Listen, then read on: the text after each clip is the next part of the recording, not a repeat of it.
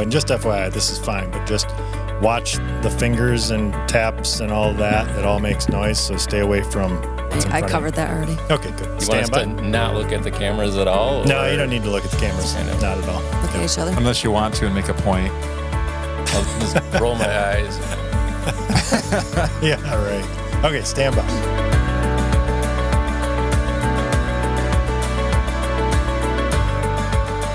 Hello, everybody, and welcome back to the I Don't Know Running podcast, where we share our experiences that make running fun, and sometimes not so fun. I'm Lewis, and I'm a self-admitted lazy ultra runner. And I'm Mitch. I'm cold. Do we have heat in this place? I gave Are you an you extra serious? degree. I gave you an extra degree. It's better now. Maybe a You're little bit. cold? Yeah. Oh my gosh, I am nearly sweating. Yeah, but you've been running all over the place. I have been. That's true. But it's funny, if you walk out just outside this room, it is at least 5 degrees cooler out there. Yeah, I'm not looking forward to that part. Yeah. That's Nicole's fault. Well, as you can see, or as you have heard, we have not just one extra guest on the podcast today. We actually have 3 guests on the podcast today. Those that are viewing can actually see that. So yeah, I had actually kind of teased this a little bit, Mitch, when you were off on your bourbon trail fun. I teased this a little bit, saying we would have a special episode coming where we have some people join us to share our experience from, just to put it out there, it's from the Boston bombings. Mm-hmm. We all were there in one perspective or one way or another. Nicole was spectating. Yes. I was there, and then Jason, myself, and Brian. Thank you guys, first of all, for joining us on the podcast. Yeah, no problem. Thanks for making room. Yeah, we literally had to completely, but this is good. So we had to completely rearrange everything in here to try to get 5 people. And I actually like this a lot better. I'm glad we did this. So thanks for Brian. Well, we were talking about hiding some faces, though. So I'm not going to say I who. think you just wanted to hide my face, is what you said. No, that's not. I didn't come out. Would it be weird to have this blur like right here? Right? So Brian texted, I don't know, several weeks ago, and we've chit-chatted about some different things before in the past, just talking about some different subjects on the podcast. And he said, hey, we should really get together. I think it would be a really cool thing to share our experiences from being at Boston, and it just so happens to be that this year is the 10-year anniversary of the Boston bombing on April 15th, we figured, right? Tax Yes. day. Which is crazy because I was talking about this with my running group in the morning, and they're like, it hasn't been 10 years already. I'm like, time goes by fast. 10 years. Yeah. 10 years, yeah. And it is amazing how much time flies, how much happens in that amount of time. So that's basically what this episode is about. What I'm going to do is just start us off with. What got Brian into running? Because he wants to talk about that? I don't think he does. No, I think he's told us multiple times we're trying not to curse. I don't think that's a question you lead with then. Oh, whoops. My bad. Yeah, we are saving that subject for another day. Right. What I'd like to start with is the relationships, because Boston bombing for us wouldn't be what it is without having had the relationships that we had leading to that year. So how do we all connect? Number one, obviously I'm married to Nicole. Everybody knows that. Nicole and I actually went to school with Jason. Yep. And we actually met back up at Park to Park half marathon. 2011, maybe? Something like that. Something like that. Yeah. You would know better than Lewis. Right. I would trust Right. you over my memory. But the funny thing about that is you guys both came up to me, and I'm all... Headphones in. Yeah, headphones in. I'm dialed in, and this guy comes up to me. He's got a beard, and like, who is this? And I'm not even looking at Nikki. And when I see Nikki, I'm like, holy crap. And then it all comes together, and that's kind of how it all started. And Yeah, we basically took him out of his game day mojo, yeah. Right. getting ready for the race. He's all getting pumped, and we're like, hey, Hey. Yep. And that led to you invited us, well, both of us, but I was the one that was basically running out of Grand Rapids, or it was made sense for me to run out of Grand Rapids on Wednesdays to the Wednesday night group, where Brian had already been running on Wednesday nights. However, that was during your knee. Yeah, my knee issue was 2011. So it must have been So, that same year. Yeah, it was around that time. But anyway, yeah, when you came back, I ended up meeting Brian, which was that the year of your first 100? That was in 12. Yep. 12. So before that, you knew Brian before before the that. 12. So you knew Brian for about a year I before bet that. you then, well, no, I would have had to because that was the year of Boston, yeah. Or my first year of Boston. So yeah, met Brian through that, met him, got to know him just throughout the year leading into his first 100, which was obviously in 2012. And just, yeah, friendships started. Mitch, how do you know? I think it was kind of the Wednesday. That's how I met Brian, was on Wednesday night. So, and I thought, like, I'm running a million races. Like, I'm running more races than anybody else. And then I meet Brian. I'm like, what the hell? This guy's on Whole different level. a whole other level. There's always somebody that's run more. There is. And I'm like thinking all proud of myself. And it's like, how many? And then since then, he's doubled me. So you Well, can't and keep up. you're how far behind those couple of guys that we were just talking about recently, the older guys we ran with at Circular Logic? They've got me doubled and tripled already. Oh my gosh. Oh, yeah. Because the one guy was at Groundhog, and he's run. Yeah. Oh yeah. And he Yep. was there this year, and we stopped and talked to him for a minute. Henry, yeah, he's the top of the Marathon Maniacs list. Yeah, Which is what? How many roughly? How many people are in Marathon? No. Maniacs? How many- Marathons. how many marathons did he say? It was an obnoxious amount. I think 2,000-ish. Oh my Oh goodness. my gosh. Yeah. That is insane. Well, Wow. Anyway, so yeah, and then how do you know Jason? We actually had done the Huff the year it was miserable, and I think that's kind of where we started. Yeah, We had there's two different groups of people that were Went running and did the race, and then all of a sudden they started meshing with Clint's group, and then Mitch and Rudy was part of that, and then I believe Brad Prime, who's been on here a couple of times, or at least Yep. once I know. So that's kind of how we met. Was we went through that awesome misery of the Huff, The Huff. Yeah. and which by far, I could talk about that race all day long, just because it was such a cool experience. But that's kind of how our relationship started, was through that race. It was a cool experience because it sucked that right. bad. It was so bad, it was fun. Isn't it amazing how stuff that's just the worst brings people Oh, together? yeah. Yep. You bond over things like that. Yeah. So yeah, that's kind of the relationship, how we all kind of know each other. And then obviously we've just ran so many things together through the years. But then, so going back to 2012, actually, the reason that Jason went to 2000, well, kind of the reason that Jason went to 2013. So Brian didn't go to 12 because of the knee, right? right. I were ran just it in coming up. 2011 before that. 11. And So you had then knee surgery is what you And yeah, and recovered in 2012, essentially. yeah. And then, well, then ran 100 that year too. So,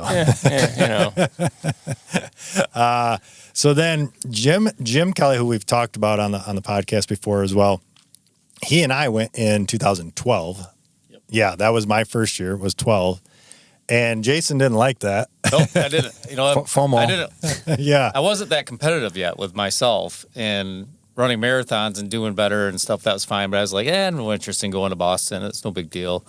And then those two guys went without me, and I was like, this isn't fun. Like, that was the whole point. It was running with people and friends and having good stories and all that stuff. And when you guys are out there by yourselves or without me, and then sending pictures or seeing Facebook, I'm like, this is crap. So that's when it turned me to qualify or try to qualify, which I did at Glass City that year. Oh, is that at Glass City? Yep, Okay. Yep. So ready to Was go. Carmel your first?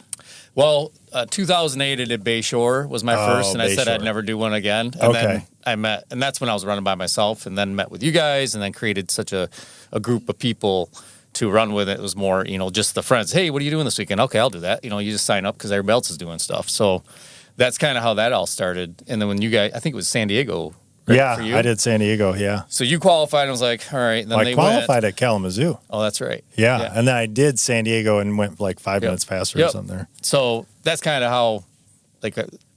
once that happened, then Carmel was that same.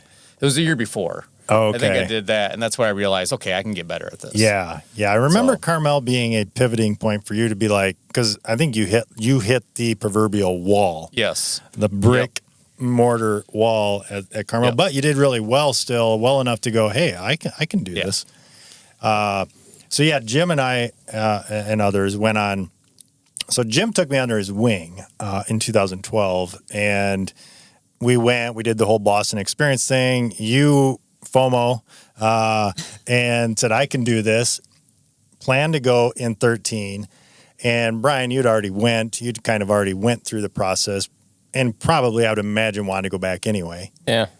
Yeah, just to go back again, I think was all it was at that time. Yeah. You we had were done all- it once yeah. prior? Yeah, in 2011. And then, and like everybody's still running in that same group. Like, Yeah. and Wednesdays. yeah, And you knew a dozen people that were going from the Grand Rapids area, the small running area. Right. And our Yeah, friendship that's had true. grown pretty, like, we were doing a lot of stuff together, like, as a group, even Yeah. outside of the running nights and stuff. So that friendship Yeah. kind of took off. Well, yeah, It made and it a lot more fun to want to go with that group. yeah, I mean, we ran so many Wednesday nights together, and the competition was always fun on was a lot Wednesday of fun. nights. That it was fun to go with some friends in a different way. And so, yeah, we all decided, hey, we're going to go in 2013, and we all got signed up. And and if I go back to 2012 was a disaster. It was hot, way too hot to try to accomplish any kind of a good run if you were inexperienced like I was. And so I crashed, fell apart. Jim actually held it together pretty well. Now, he died off at the half. I started walking at the half essentially, but he had a decent enough race. But then fast forward the next year, I'm like, all right, celebration time. Let's go have Jason's going, Brian's going. We have and I have at this point. Mike was there. Brad was there. Yeah, Mike, Brad. Rob McConnell. Oh, there. Was he there that year? He was Yeah. there? Oh, okay. Oh, Believe so. okay. I believe so. I'd have to double check. I'm pulling a Lewis right now. I'm not sure. Yeah. Hey, just sound confident, and Right. people believe Yeah. it. That's the problem. Is Lewis doesn't sound confident Right. enough. Well, I think. I'm at least self-aware that if I don't know, I at least let everybody know. I'm not sure, but I think. I get about 6 emails on that. So we all sign up.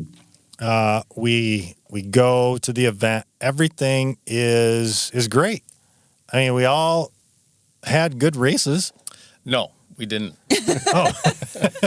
I So had a good you race. had a great race. You were I checked it out. I think you were like 305 or 307. Brian was 215. I was sick. Yeah. 315. 315. That's 315. I've been trials.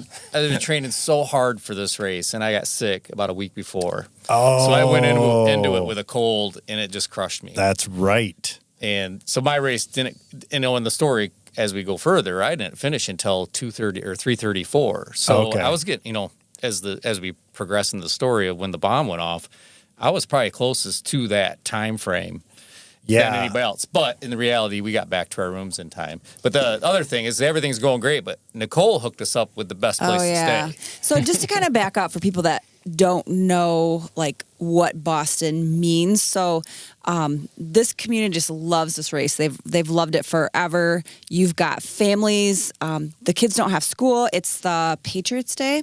Yeah. So these families go into town. It's just a celebratory event, like families, and you've got colleges. It's just a great time for everybody to be out and about. And yeah, I had done a conference at this hotel For like the prior 2 years or something. prior. Right? Yeah. And so I reached out to my contact. So this hotel's right on Boylston, which Boylston is the finish line of the race. And I'm like, that's a perfect location. So reached out to my contact. I'm like, hey, can we get a couple rooms at the rate for our conference, which Was a cheap rate. It was cheap rate. And they totally hooked us up with this great, That was at the Westin, right? I think it was a Sheraton. Sheraton? yeah, Sure. sounds about right. Yeah, the Sheraton, which is near like connected to the Prudential Center right there, which is like one of the tallest buildings in that little section right there. So to follow that up, everybody comes out for Boston. Mm-hmm. You don't get hotel deals like what Nicole got at that location that time of year. So it's literally like, I don't know, we checked the next year, it was like $400 or something a night. Yep. And I think we got it for like $120 or something stupid. geez. Ridiculous. Yeah, it was ridiculous. We had the hookup. We were at the finish. Like our room was at the finish. We could literally. You could walk back to the hotel. Yes. Any other time, it's like you had to use their shuttle service thing, and the one Take the train out. Yep. Take trains and subway and all of these different things. Which, if you went with somebody who like Jim, who or Brian, who had already done this, it's great. It's not terrible. But it is extra traveling. Whereas this case, you literally finish. You went around the block, and you're at your hotel. Yeah. It was awesome. And the expo was right there too. Yep. Yes, which was great because in 2012 they had moved it to like, I don't know. I think I've mentioned this before. Oh, you guys weren't there. Shoot. In 2012, I was the only one. I was the only one there in 12. This is your story. Tell it however you want. Well, they moved it to like. It was so walkable. Well, it was a ways away, and it was dumb. Like, I don't even know. It was not fun. But anyway, that following year, they only did that for 1 year, and they moved it back to right there at the race finish start or the finish, and. So, we had everything right there where we needed it. We're in a perfect location for doing anything Boston. Eating, like, it's just the perfect, So, we get done. I had a great race. Brian had an average race. I'd say 3:15 is That's average. pretty good then. Yeah. And Jason struggled. However, all that to say, by and large, we had about 12 people-ish with us in like our bigger group. All get done. Brian and I mean, obviously we were roughly close in time, and Nicole had came and found me at the finish, and then Brian finished up shortly after, comes and finds me, and I want to eat. I'm just like, he does get a little grouchy after races. You ever notice that? Well, this in his defense, the logistics of Boston. The logistics of Boston, you got to get up so early to get to Runner's Village, and so I've seen this with him a couple times, though, so it's not unique. I can get grouchy after a race. Well, right after the race, we all did meet up in that family meetup area, and Jim was there too. And I know we saw you. Yeah, we have a picture. Oh, that's right. Yeah. We have a picture. And then you were going to hang around or try to meet up with somebody else. So we split up from you. Well, And I don't remember for sure. I just remember that you guys had all taken off. I must have been waiting to see somebody else. I don't know if it was Mike. I know you were waiting to Mike. see somebody else because we started going to get something to eat. Yep. And Jim wrecked himself during the race. Yep. So he was just hobbling, leaning on Terry, and like, okay, we went to go eat, and then that's because we were all in the same room. Yep. So that's how I remember that we had I bet split it was up. Val. I bet I was waiting for Val. That's what I was thinking. Yeah. Yep. And so you went back with Jim and Terry. Yep. You and the three of us were like, we're going to get something to eat. Yep. I'm hungry. I Or want some you hot guys, dogs or if you want to something. be around me, we got to go get something to eat. Yeah, pretty much. So they have this food court at the Prudential Center, and it's, again, everything you want possible choices. Yeah, it's your typical mall Yeah. food court. It's got everything: Chinese food, American food, like everything you could possibly want. All the fast food places. I think it's funny because I think I got a hot dog and a hamburger. Or I might have got 2 hot dogs and a hamburger.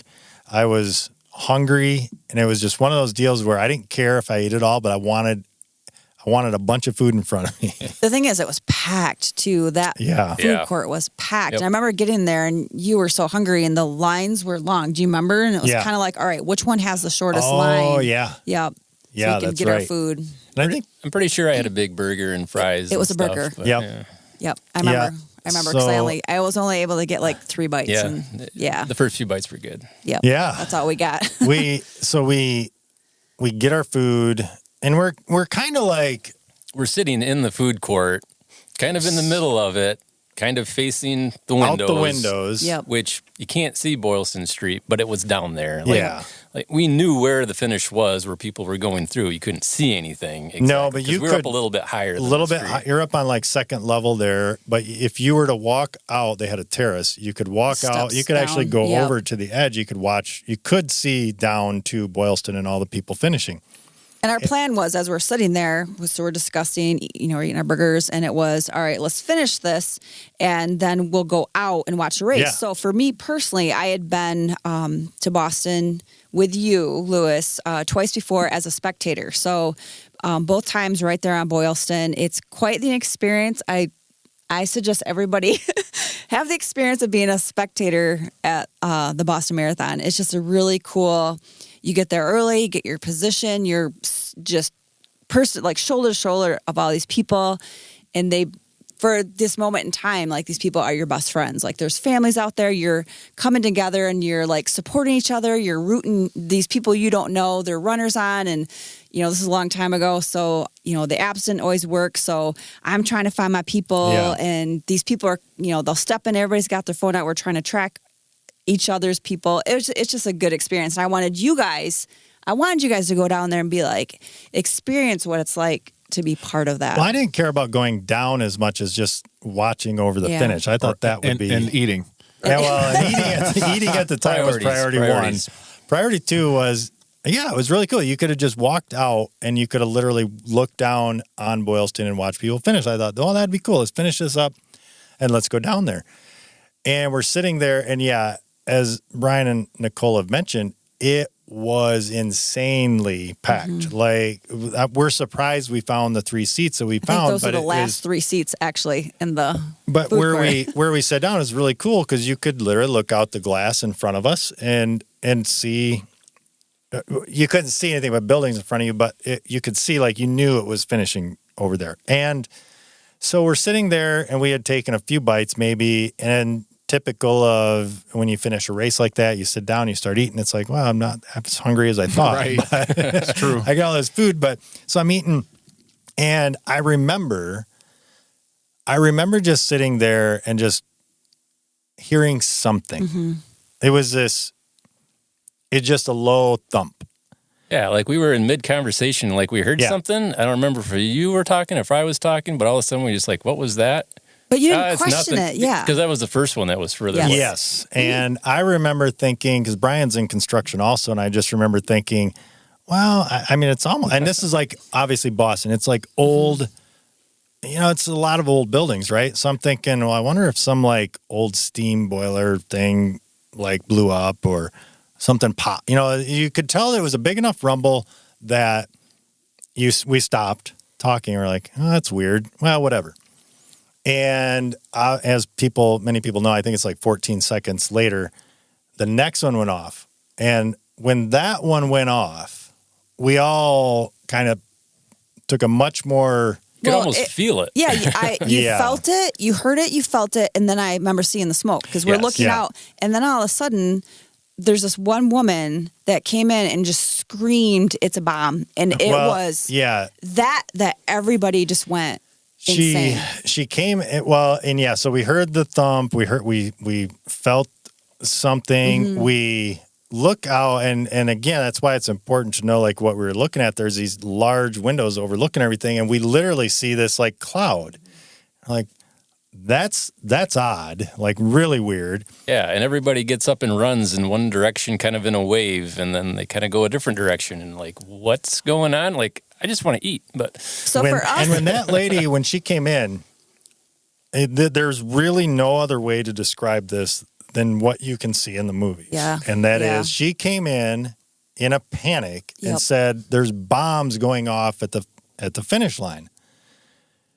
And it was mass chaos. And so, and Brian says, like, there's these waves, people didn't know what to do, and they just followed. And so if people started running that way, they ran that way. If people started running this way, they ran this way. And it was, if you've seen like cartoons where like people scatter and they just see these like papers falling, yep. it's what it felt like. So for People us, I just think- went boom and they were gone. For us, I think we were we had this 3-seater, and it was behind. It was like this countertop thing, and everybody in front of us, they're running for the doors. They're literally trampling each other. And I remember just going, they're going to literally kill each other. Like, Well, literally. And for us, we couldn't get up because we had this bar in front of us. Yeah. Yep. We'll We had post this- a picture of Brian's got a picture. We'll post that. So we were show. actually kind of forced to be like, what is happening? And the place is clearing out. It was packed and it's clearing out. And I feel like we were if there might have been a couple other people left in this food court. And I remember we're like looking at each other like, what do we do right now? Because some people, it was interesting because some people that did run in front of like what we'll show here, we'll put it up on the podcast or on the video piece. They went forward, which meant going towards the finish line, Towards which the meant bomb. going towards Yep. the bombs. But they didn't do it out of like some heroic thing to run forward and help. They did it because they just were running. It was fear. It was Yeah. just fear and panic. And curiosity. Or maybe. curiosity. Yeah, or curiosity. On the other hand, you had people. So the way to further describe this food court that we were in was connected to. It's basically like a big mall, but the mall is like connectors of buildings. Yep. And so if you went that way, which for us meant running or going towards our building, because it's all this covered area that you can go to your, in our case, to our hotel. But that also led to another part of, you could go out one way and it would take you out to Boylston, further down.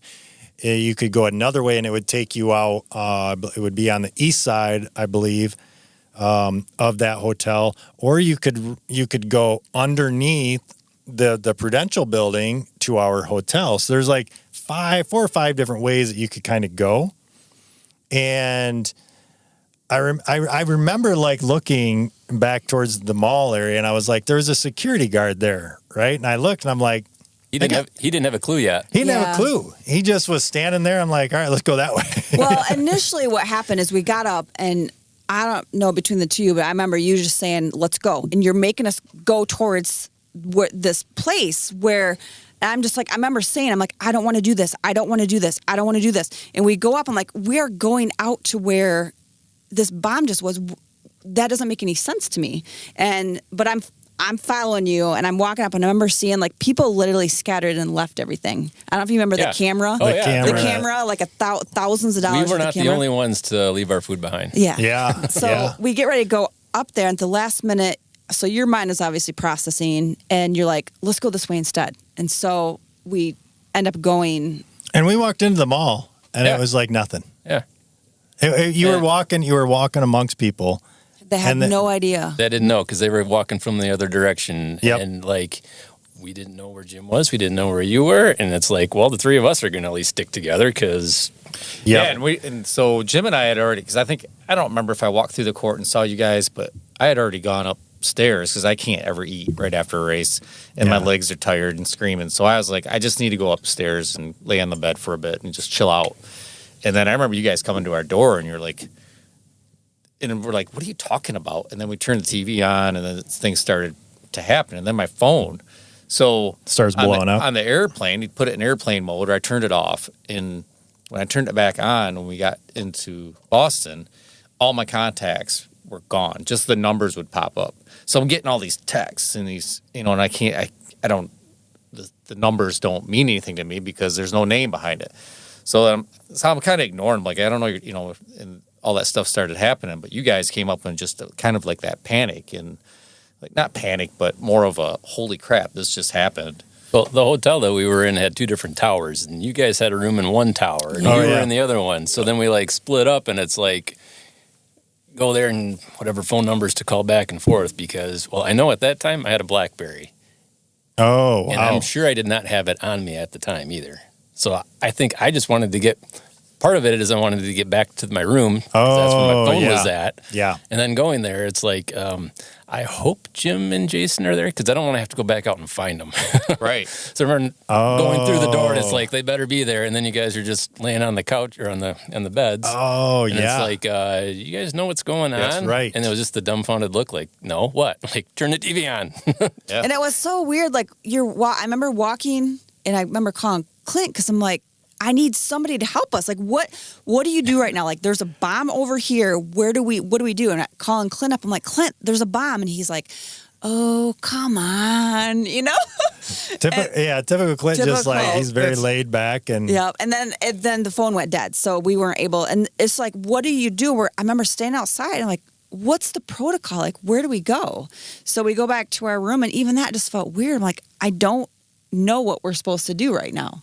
And I think we all just kind of hung out in our rooms. I don't remember. You guys So- eventually came to ours. Yeah. Yeah. So if we go back, we exited the food court area into the I call it a mall, but it's just hallway Stores. of stores, and it connects a bunch of buildings. So it's a mall, but it's like corridors. Anyway, we start and the further we get away from the finish, the more like normal living is happening. And so when we got where we ended up going, because I remember, and I think back to 2001, and my mind just went to the worst case scenario. If we go under the Prudential Building, which is the tallest building in that area, I'm thinking 9/11. I'm like, great, is something bigger here happening? I didn't want to walk under it. I'm thinking, let's go out. So we went straight, and we went out to a different side. Somehow we ended up outside. We ended up outside, and people are 100% going about their day. They're clueless. Just business as usual. And we walk around to the front of our building. We come in the front, go up, and Brian goes his way. We go our way. And yeah, in the meantime, we had called Clint, got disconnected because at that point, everything's starting to shut down. Yep. There was rumors that they had shut down the towers for reasons of like if they were remotely triggering bombs or whatever. So there was that. And I don't know if there's truth behind that, but that was something said. But anyway, fast forward a little bit, we were in our rooms, and we don't even think, like, I don't even know if we had a way to connect at that point, because like all cell service was essentially It was done. Done. Yeah. I know. I think you guys told me your room number so Yeah, I we could try called. calling Yeah. within the hotel. I remember. Yep. okay. I remember doing that. So yeah, everything at that point is just like, how can we communicate with loved ones? Because loved ones don't know where we're at. Like, they don't know, did like, what time in the marathon is this, So we go to our kids, we're like, how do we communicate with them? And we're all like figuring out ways. So we go to Facebook because we could still connect to the internet.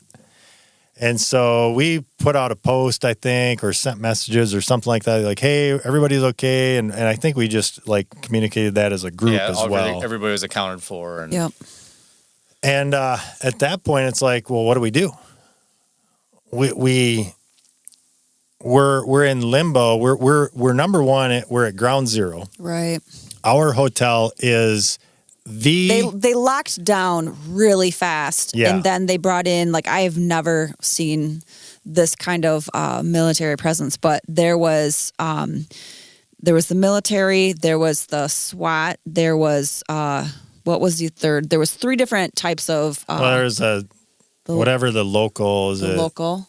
I thought there was another one too. Or whatever. But it was- I don't know, every law enforcement it was person crazy. that Yeah. could be armed with a gun was there and armed with a gun. Like, I remember walking down out of a room and there was full like military gear, these huge weapons, like they were protecting. Like they were in the lobby. they were like standing- several yeah. of these people were in the lobby.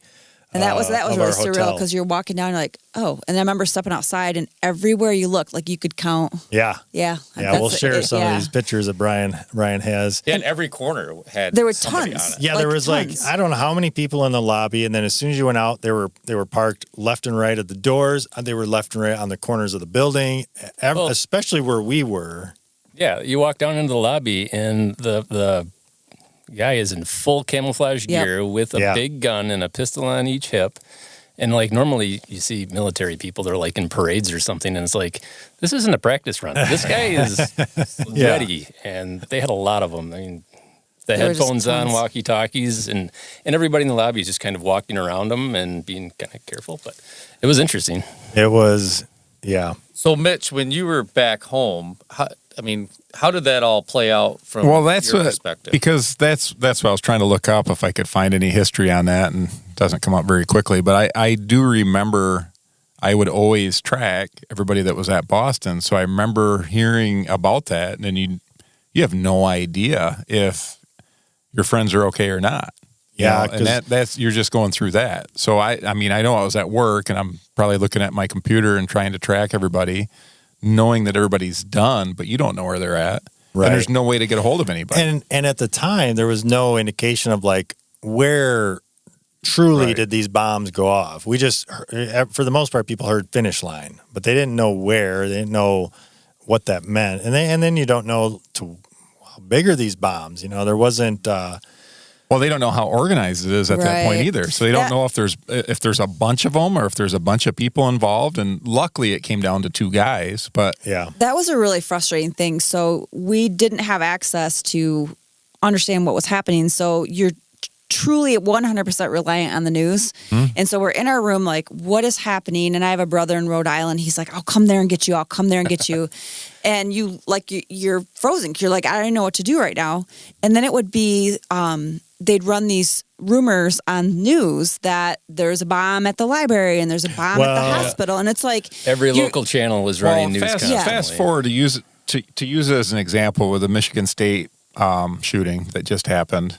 Is there was a lot of people that were calling in with fake But what shootings. happens when But you have people so like- it's hard to trust that stuff sometimes we were too. like reliant on that and we're Right. terrified because of what just happened and you're trying to process this and you literally feel like you're just never going to make it out of the city because it's just totally under attack, and that wasn't the truth. Yeah. It But was. who would know the truth at that point? Yeah. So that's just it. There's a lot of assumptions at that point. You don't know how big it is. And the library thing was a thing. It just happened that it was a fire or something that happened. It was completely unrelated. However, in the moment, they have to take everything like super serious. So fast forward just a little bit. We all wound up in our room because we had the big. Nicole hooked us up. We had.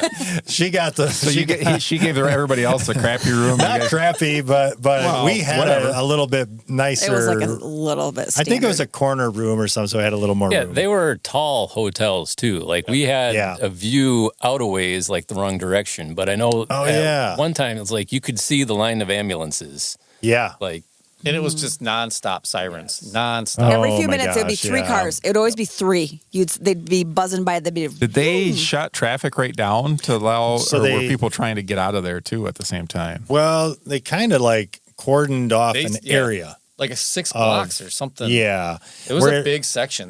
They had everything taped off, and it's kind of like you guys said in the courtroom when everybody just got up and left. The streets were like that. When we got back Oh, outside yeah. later on, I it was remember. like a ghost town. You saw Yeah. the warming jackets, like the blankets they give you. Everything's just people's bags, backpacks. Everything So- was just left. What And it was a complete crime scene. point did it go off though? I can't remember that either. They said it was around 249, I believe. Is that what you're talking about? Like Yeah, when the bomb No, actually went off? 349. 349, right? So it was they did that on purpose to get the masses, The right? maximum number of I people. think are they did enough finishing research to go, what's the average marathon finisher time? And that's what they went for. But they were too dumb to know that Boston Boston's- Marathon usually run a little bit faster. Yeah. So most of them got through that point. I think about 5,000 didn't But the finish. people that were behind that, they held them up on the course, right? Yeah. Yeah. They ended up obviously stopping at some point, Redirecting. or something. Because they weren't able to finish. Obviously, they'd stopped them. But yeah, so then if you fast forward, we came to our room, we hung out. We're like, what do we do? Like, we've done as much as we can do. We have communicated with family, we've communicated with friends. Hey, we're safe, and we had planned a little extended vacation time. Like instead of staying like until the next day or maybe stayed 2 till days, we Wednesday. stayed like 3 days. We wanted to do all the Boston history, Yeah. the touristy stuff. So we extended this vacation and. So I don't know, there was probably like 6 of us or so in Nicole's in my room. And I remember Steve and Val, they were in there. Obviously Jim Kelly, you guys, maybe there's a couple more. But anyway, we're all in there. We're like, well, we're getting hungry. we got, Yeah, and I don't think I'd eaten. We need to eat. Yeah, you hadn't even eaten. And we had 3 bites of our lunch Right. that was still sitting in the food court. And so Steve and I were like, well, we'll go get pizza. We're fine. We'll go get And pizza. the three of us. I Was know I that you? went, yep. Did you go? And we went. We found a pizza place that was close. We walked and we found it. We went in, and I remember it was funny because we're in there and there was a cop that came in or something like that, and he comes in and we're trying to pay attention to everything that's going on. We get our pizza. Did you take the pizza back, or did you go into the liquor store with us? I don't remember. Pizza and liquor. Well, we had to get some beer or something, and we go into the liquor store, and we gather up what we want, and we see this guy. He's stealing. He's literally taking stuff and he's putting it in his bag, but the guy they were on to him, and they stopped him, and they're like, I don't remember how it all played out, but what we found was when something like that happens, People take advantage. because Yeah, it's sad. like there's cops aren't going to come to help that. Right. They got bigger fish to fry right now. That's why he's wearing a jacket and I am not. Oh yeah, me too. Yeah, I was gonna wait till after the race because Yeah. I wanted my jacket once I finished. I didn't want to just buy it Oh prior. yeah, So after the bombing went up, everything got looted. Everything That's was right. getting stolen, taken, and you never. So they it caught was the guy gone. that was stealing? They well, stopped him? they did at the liquor store. Yeah, they stopped him, and I don't remember. Steve and I were like, "We're out of here, peace out." We took off. We paid, and then we took off. I don't remember what. Wow. I just remember seeing that So- going. Did they have by that point, did they have any idea where these guys were? No if they- clue, yeah. So This they is were just still hours afterwards. This is so. Yeah, this is just so hours fresh. afterwards. And at that point, yeah, we're tuning into TV as much as we can and trying to get updates, but there were really no updates. They had no clue, really, at that point. So they were at large yet. Yeah, oh yeah. Yeah, for 3 days. Yeah. Yeah, we didn't know of them until we got home. We got home. Yeah. That day we got home is when they put the pictures out. Yep. So we we end up going back, we eat, and basically we're just like, well, I don't know, I guess we go to bed. Oh, yeah, because it was supposed to be the party that night. Oh, Yeah. yes. And everybody was on their phone and watching the news, and the local news from West Michigan area was they got the list of the people that had been running the Boston who were signed up for it. And I think you got contacted by some, or some of your family did. I know somebody reached out to some of mine, Yeah. but it's like the local news from Grand Rapids was like trying to get their angle on the story and everything. goodness. And everybody in our group was like, we have nothing to add. Yeah. So nobody Yeah. really said anything. There was just nothing more than we were getting the news too from the local news. Yeah.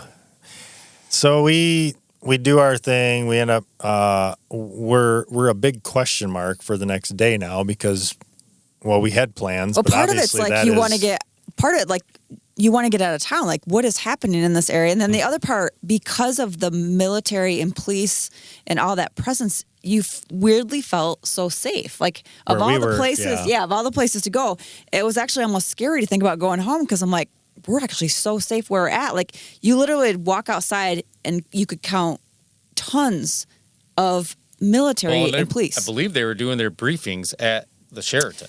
Oh, So okay. on top of that, they had all the people that were giving out the briefings to the Yeah, news yeah, So in, then- in our hotel. Gotcha. So that place was It just felt safe. And then so the next morning, again, we stayed longer to go out and do all the touristy stuff. And we're like, what do we do? It's you either stay in your hotel or you go out. And it was like a ghost town, but yet you felt safe because of all the military and police. So I remember, do you guys remember walking Yeah. out? Yeah, well, the way that race works is everybody goes to Boston Common in the morning and then they get bussed out. So that Boston Common area is just a big park.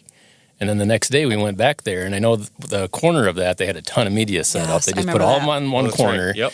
And then you could walk through the park, and it's like, where did all this armored vehicles come from? Mm-hmm. Like within Loads a day of and a armored half, vehicles. That was they turned the so park crazy. into a military base. Yeah. It was Overnight. ground zero. Yep. Ground zero. It's like, okay, where did all the operators for all this equipment? Where are they at now? Like, Yeah, that is something I remember, and I was going to say the same thing. The Boston Common area where media truck after media truck after media truck, and then right in the middle of that park, all the military vehicles. These vehicles and- I've never seen before in my Yeah. life. I wish I had a video. I wish I would have. I'm sure we videoed have that. pictures. We'll I have a scrounge. couple bad pictures from a distance. I didn't see any actual tanks, but like every other armored vehicle, and it's There are like, a lot what are of they gonna? different- How are they gonna roll down downtown Boston in the middle of this? Yeah. right now? What are they gonna shoot at? Funny you said about the media because they were like literally each station was Yeah. they were side by Yeah. side. It was so weird. Like you never It was interesting. realize how they do that with these big events, and they're just you're sitting next to CNN, you got NBC, you know, all these different affiliates right next to each other. It's strange,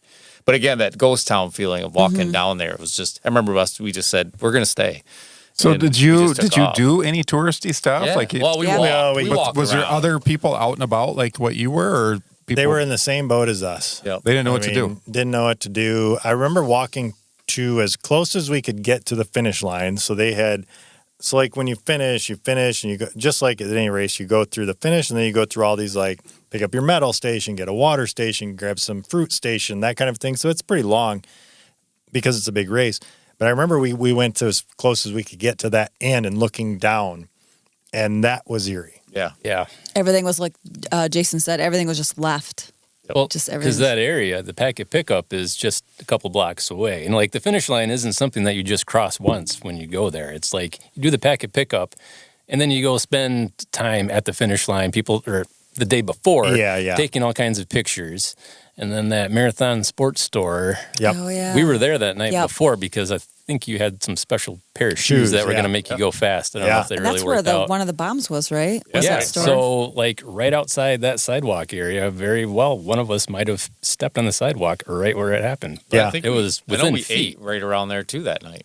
I think Oh, you're right. but I think we that's ate. down by the second bombing. Yeah. So we were by the sports store, which that's where the first one, and then I think we did eat right. Well, you Who think about knows? it, if they didn't catch those guys for 3 days, but how quickly they figured out who they were, like how. Well, and again, I'm they're working around the clock, and it was very interesting to follow. And it was because it seemed more personal, obviously, with it being there. Like I just remember when I got home, like when you were there, I felt safe, and it like reality hadn't really set in. I guess you don't see the footage. We weren't watching the news nonstop.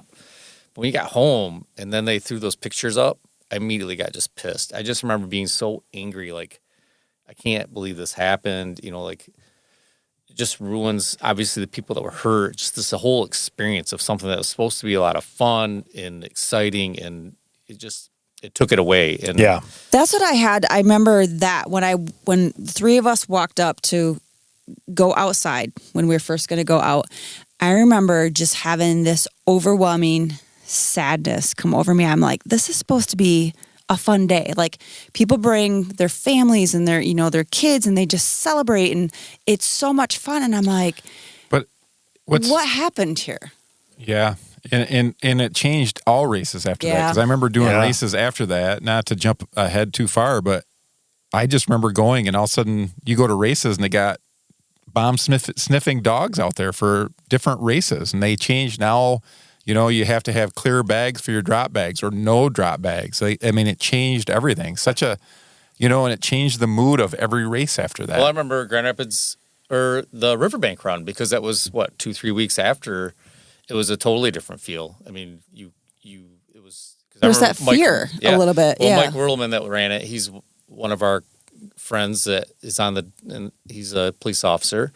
And I just remember it's like everything's just changed. Like it'd be interesting to hear his side of it coming home and being part of that, yeah. the Grand Rapids Police Department, and how they handled that because it was just a different vibe. There was different protocol, again, clear bags, and just strange to have to deal with that for something that happened to us.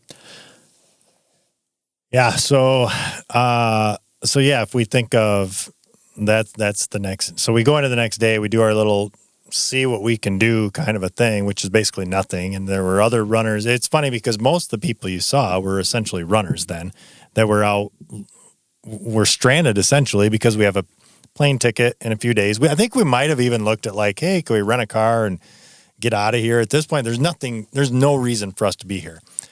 I think we We went and did a little I bit. actually flew out the next day. You did. Okay. You actually Had left you- that. Had it planned, or did you Yeah. move it up? You, No, so you were I already had a moving plan for that. Okay. I think we were planning because I wanted to go to Sam Adams. I wanted to do that Yeah. tour. We hadn't done that yet. And we ended up doing it the following year, I think. Right? I think so. Yes. Yeah. How was that tour? That's good. Was that right? It's a good tour. Nicole's not a beer drinker. So anyway, so we were essentially stranded until. Oh, so we left Wednesday. Yep. Okay, yeah. But I remember being out. Like, I remember there's this place we went to, and there was hardly anybody there. And just asking, like, what was even, I think the Freedom Trail, I think we Yeah, could we have went up walked there. that. Yep.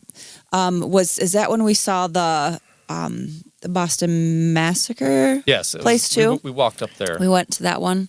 Yeah, I think we did as much as we could, which is basically anything that you can do by yourself, which Yeah. the Freedom Trail, you can kind of walk it yourself. But by and large, 99% of everything was shut down, like closed in the area. Because like I said, like even like where we saw the media and all of that, it took up everything. Like they have essentially had to shut everything down. But those guys, they never left town though, right? They No. were still in town, and that's what's crazy about Yeah. that. That whole time you're walking around. Well, that's what I think about too. Like, if you guys remember this too, walking to the Commons area, and nobody ever stopped us ever and said, "Why are you here? What are you doing?" Like, we literally were walking through these places, and it was just really interesting to me that we could be out and about. And Do you guys nobody- remember the police officers that were on bicycles, Yeah. not driving, but riding around the streets? Because they were, I don't want to call it profiling, but they were, Vigilant. yes, like Yeah. they were. I just remember as we talking about all this stuff, they're looking like so I they're wonder if they glassing must have had an everybody. idea at some point, because we're out just walking and nobody's questioning. Like if they Yeah. knew, if they had figured out who I it was wonder, that yeah. quickly, because Right. those guys were locked down somewhere. Yep. Yeah, they were. The crazy thing is that where they planted the bombs, there were bleachers across the course Yeah. from that. That's right. And then, like, it was plastered everywhere there locally. They set up some email address and said, if you have any pictures from any time throughout the weekend or whatever. So, I mean, it's Oh, 10 that's years ago, right. so people didn't take quite as many Right. pictures, but, like, they must have just got piles of pictures to go through. Yeah. And I know that they tapped into some like security footage or something from a couple of the buildings. And I think it's where they grabbed one of the photos or something like that. I mean, that stuff is easy to find today. Like all of that, obviously there was a movie on it. And, but yeah, so if we then fast forward, so Brian's out, he's gone, peace out, see ya on Tuesday. And then we stayed till Wednesday. I remember, and I don't know if Brian, if you had this, but when you fly Oh, yeah. out of Boston has a basement essentially from like, well, I'm sure a lot of airports do, but where we were sitting, I remember waiting for the airplane and you would feel movement and you would feel rumbling and it literally was it gave anxiety to what's going on. So the dog just came in. I saw it moving over there. I know. I was like, what is Like, going what's on? happening? I thought I shut that door. So But what I do remember from going through the airport is just weaving through the security line. There were people that were there that had little pieces of paper Yeah. that had the email address. They were just handing them out Oh, and yeah. Right. saying, if If you you have saw anything, you know anything, anything, yeah. I don't have that little piece of paper. It'd be kind of cool to still have, but I do remember that the Port Authority, I think, was Yeah. there. Yeah. And Yep. everybody, Yep. yeah, they wanted, if you saw anything, yep. And yeah, I guess we should back up a little bit because as we're going through, I remember Nicole saying, well, hey, there was that guy.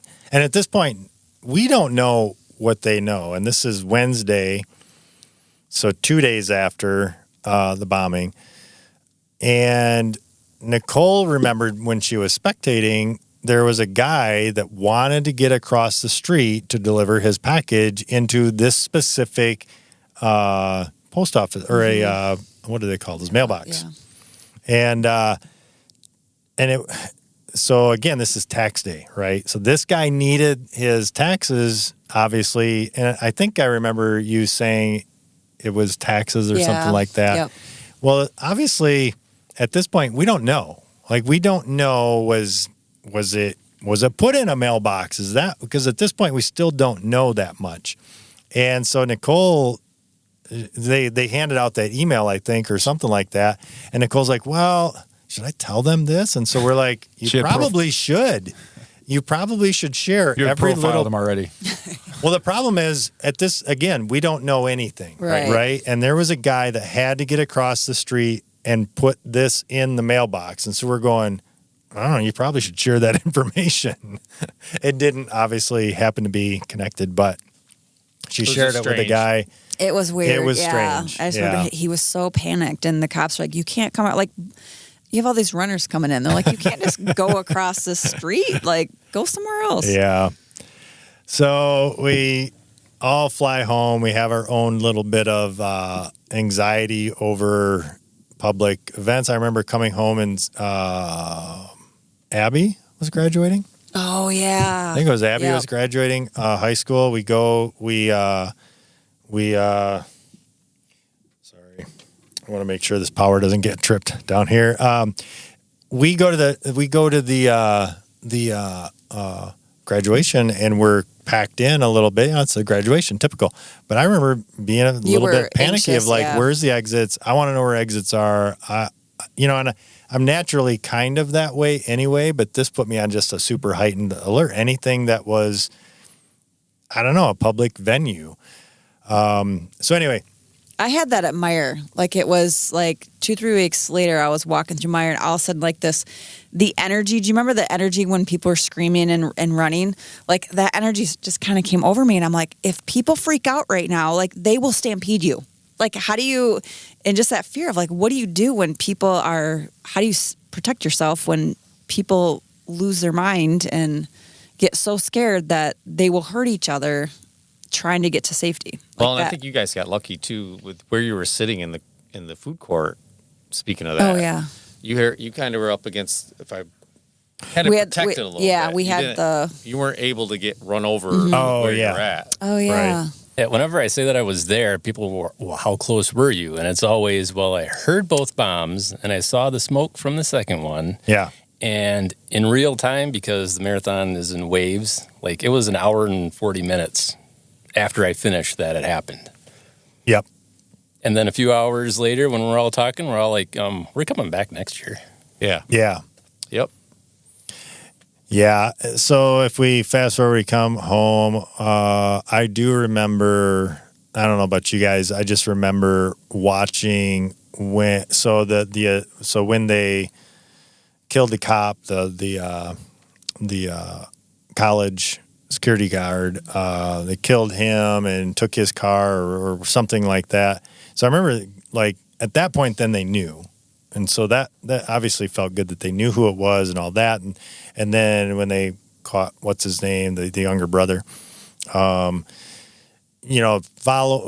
that really, and then when they did capture him, really put to bed that feeling of just the unknown, which obviously we're not the only ones affected. Like, you didn't have to be there to be affected by this. But it was nice to just see that be put to bed, put to sleep, done. And then already, like you say, thinking about like, all right, well, are we going back? Because at that point, you almost felt like you had to. Jim was determined to. Yeah. Yeah, that's right. Yeah. So we essentially, I mean, that kind of wraps up, I don't know, any of the stories. It was just really, I mean, it's, obviously, you wouldn't want that experience, and I'm glad there was a lot of people that didn't have to deal with that. And it was I guess, at the time, it was nice to be able to be there with the people, like our crew at the time was really tight, and we're all really close. And so to have us there, you had a little bit, I can't imagine going there by yourself or just not being able to share some of that emotion, because everybody's different. Everybody handles things differently. And like I said, I was probably more emotional about it after the fact. When we got home, it was really more when it hit me. When we were out there, I was kind of like, let's just keep doing what we're doing. And it was interesting to see the process of how the streets are shut down and how the military presence and stuff. But for sure, when we got back, it just made me angry. It made me want to go back. I think we were all determined to go back. And and again, I don't know if we have time, but Nicole actually was able to get an experience to run Boston. Oh yeah. Based on that, on her Entry. Yep. time during that period. So you can go ahead and tell the story. Yeah, they had sent out, just to explain, I have qualified for Boston and ran it as a qualifier for all the Boston people. But that next year or later on, they sent something out that if you were impacted by it, share your story. So I wrote the statement, and then I got an entry. So the next year, I got to run it along with everybody else that went. So yeah, I think they were looking. I guess I don't know what they were looking for, but they obviously wanted to just help people that were working through things. I remember. Didn't they send out an email following saying, if you were impacted, please contact such and such to get help with any anxieties or anything you have like that? I'm sure they did. And that wasn't just for runners; that was spectators and everybody. But yeah, I think they wanted people to return. Don't think they wanted people to be afraid, to feel like they were afraid or anything like that. So yeah, and I think by and large, most of us were like, yeah, we want to go back. We want to I don't know, be a part of the process of making this better and not be held back by things like this. And that was a unique experience in itself the next year. And, losing Jim, I know that's a different story in itself, but losing Jim and just our same group going, it was kind of, and it was gratifying, I'd say, in that way of being able to say, you know what, they didn't wreck it this time. They're making the race stop, and you still went through with what the history of the race and what it meant, and the stories that went with it, like the people that were injured, the stories of them dealing with it, kind of like what Nicole was saying. I mean, they're the redemption stories of running the race because of, they're not going to back down from the terrorists type things. Yeah. So that was very, seeing all that progress throughout the year and building up to 2014 was very interesting. It was cool also running it and seeing the people still be out there, because that was a question too, is like, will people be the same? Will it still be the party celebratory atmosphere that it's been? And they did. They showed up, and yeah, I would say it was as much or more of a celebration. Yep, I'd say more for sure. Yeah. That's that next year. Didn't they increase the field at one point too? Yeah, they doubled it essentially. Well, not doubled it. I think they went from normally like an 18 to 20,000 participant race to a 35, I think, that year.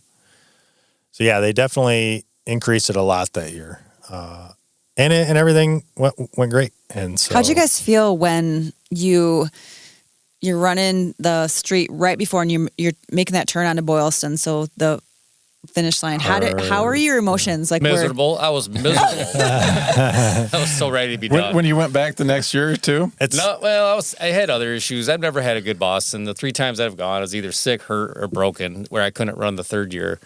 I've always had great races leading up to it, but the experience is still, it's unmatched. You can't explain it to people who've never ran. I just remember being so emotional, like turning on that and being like, somebody hurt people here. Like, just how beautiful and amazing it is. Because I've run that 5 times, a couple times since then, and it's like that last turn, there's like a gravitational pull as you're going around it, because you can hear the noise of the crowd is getting louder, that you can hear it on the corner, and somehow you slingshot around that last turn, and then the finish is still way up there. But yeah. And What was the year where you tripped on the railroad tracks? You got jacked up that one year. that was in 2017, the last time that I ran it. But that was, in 14 again. And I know that Lewis will talk about it at some point in one of his podcasts I think about Jim. But I just remember all of us running for different reasons. There was a couple of reasons. Obviously, everybody's running for one in honor of Jim, and then the other of just being back. So, yeah, as much as I was miserable, it's always that feeling like any marathon, any big race that you do, when you see that finish line, you taste it. It's just the reward of all the hard work that got you there. And it was definitely, and again, in 14, we had a lot of people that were out there. We had another large group of friends and a lot of returners. A lot of Brad and Mike and Val, and all the same group was back out. Yeah, I got shoes that year too, and I didn't get to wear them. They ended up getting shipped here to home instead of, or they came late or something like that. But anyway, because Boston would put out Saucony would put out a special pair of Boston shoes. And that's something you would recommend on this podcast is getting a brand new pair of shoes that you haven't even put on and running a full marathon with them. There you go. I think I've heard that. It's a top recommendation. There's other things I have said, don't do what I do. Classic is, you should really, ease into running your distance. If you haven't run along, what time? I'm not going to run a half marathon. I haven't been running hardly at all. So what does Lewis do? I'm going to go run that race. Well, he right. he did back off though, because I was working on him for the full. So he cut it in half. Oh yeah. Talking about groundhog, yeah. Yep. I wouldn't do it. I think it was the week before you said on the podcast, Oh, yeah. I'm not doing that. Not That's doing crazy. That's insane. That's I feel pretty good that he did it though. right. Yeah. Makes me happy. Yeah. Mitch is a pusher. Free entry is a pusher. Yeah, that too. Yeah, that Well, doesn't help. I helped with that though. That's what Yeah. I was like, it would help. that definitely he's gets you kinda across the finish line. He's kind of cheap too. Well, there is something to be said about a free race entry. Yeah, That's what started it. Yeah. we got to keep pushing that out there. I know. Anybody that wants to send free race entries There you to go. the I Don't Know Running podcast, send them to I don't know running at gmail.com. We will be there. Yeah, whether we're ready or not. Well, I think that pretty much wraps up our memories Memory card. of the Boston bombing 2013. 13. Oh, that's Looking at your shirt. 2023. Yeah, That's you're right, 13. Wearing the shirt. Oh, that's right. It was the second year. That's right. Because 14 was a great year. Yeah, for me. Yeah. Jason's yet to have a good year there, but yeah, that we just wanted to take an episode, kind of just share some memories of it, and I don't know. It's good to just remember. It's good not to forget, and remembering these things and talking about them is cathartic in and of itself. So. Yeah, be sure to, first of all, Jason, Nicole, Brian, thank you guys for joining. Hey, thanks for having us. Yeah, thank Yep. you. And looking forward to actually some additional, Brian and Jason will be joining for some other episodes. Nicole's always on and off sometimes here and there, filling in for Mitch sometimes. But And doing a good job at that. Yeah, I'm sorry when I have to duck out. And sorry you have to to the get podcast. You can just say thank you. and stuck with her. Sorry to the podcast when Nicole has to fill in. That's Mitch, not saying that, not me. Oh, right. But yeah, be sure to check us out on Facebook. Check us out on what are we seeing here? So the most the- we can't forget. We got to talk about this just for a little bit. It's the most controversial thing about Boston Marathon every year. Oh my gosh. And it really only affects the people that are there, but there are strong opinions that you can find online. And I don't know what to think of this year's jacket. I'll say this: it's better than the purple one. Or my bright That's orange what I one. have. I have the worst colored one probably that there ever was. Yeah, the That's one- what I got. I've seen somebody sent out a joke one that was like every different color on the same jacket that they've ever had. And it was like, this is the next one. And everyone's like, no, well, that's fake. Yeah, 2013's jacket, the one that Brian's wearing, Yes. is by far my favorite. Same here. Yeah, that's the one. I But those don't are have classic colors. I think the classic colors are okay. Yep. yeah, Yes. totally. Because Blue with actually, the yellow stripes. I teased Carl because he got the purple jacket. I'm like, I wouldn't run it just because of that. Well, that year So I I didn't u- get one either. Because I use it all the time now. I I have was the- like, that's purple. It I doesn't have the matter. bright orange one. Wait, what? No, because it's purple. I tease him about Oh. that. So he tried, that's But he our doesn't say joke. anything, but I have one? Huh? Doesn't say anything to you about him actually having He a does. jacket? He starts with that, and I'm like, I oh, see. it's I purple. see. Do you guys know that's the one I have and it still has a tag on it? I have never. I've got Never a worn it. orange so one. bad. I've got the orange one. I've got a different blue one too. I think that was 17 had a different kind of a blue one. All I know is Brad, Trying to think when of which Brad one I have. Prime got back and everything kind of blew up with Boston and then the sentimental part and the emotional part. He sold He all his sold stuff. all his stuff online. He's not a sentimental kind of Nope. guy. And he got a lot of money for some of the things. That Even the he bib sold. he got money for. Really? Yeah. And Sold the everything. bottle opener that Brian brought out here. He sold That's that. right, I believe yeah. he sold his metal. I think he sold everything. Yeah, he doesn't care about that stuff. He's funny. Wonder if it's worth anything on the 10th anniversary. I don't know, maybe. So does everybody know their qualifying time? Nope. So I looked it up. yeah. So Brian and I, you go ahead, Brian. I get 3 hours and 20 minutes Oh, for now, okay. for going All right. forward. What's 45 to 49?